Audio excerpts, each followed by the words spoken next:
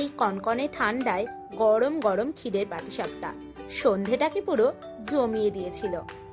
মায়ের সাহায্য ছাড়া প্রথমবার গরম গরম ক্ষীরের পাটিসাপটা ট্রাই করে ফেললাম।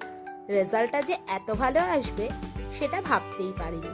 মা, বাবা, বাকি সবাই খেয়ে খুব ভালো বলেছে। এটাই আমার কাছে পরম প্রাপ্তি।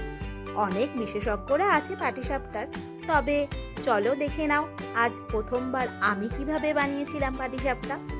প্রথমেই একটা বাটির মধ্যে 2 কাপ চালের গুঁড়ি, 1 কাপ ময়দা আর হাফ কাপ পরিমাণ সুজি নিয়ে তার সাথে সামান্য লবণ আর 2 চামচ পরিমাণ গুঁড়ো দুধ মিশিয়ে তার সাথে আগে থেকে গ্রেট করে রাখা খেজুরের গুড় দিয়ে ভালো করে শুকনো উপকরণ করে মিশিয়ে নিয়ে গরম করে ঠান্ডা করে রাখা দুধ দিয়ে একটা মিশ্রণ রেডি করে নিয়েছিলাম।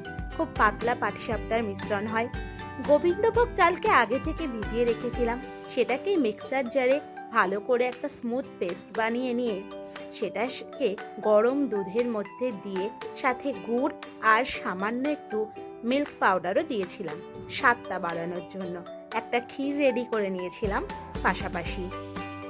এরপর আর কি, তাওয়া গরম করে একটু তেল ব্রাশ করে নিয়ে ওই পাটিসাপটার ব্যাটার দিয়ে সুন্দর করে ক্ষীর দিয়ে রোল বানিয়ে নিয়েই হয়ে গেল ক্ষীরের পাটিসাপটা তৈরি।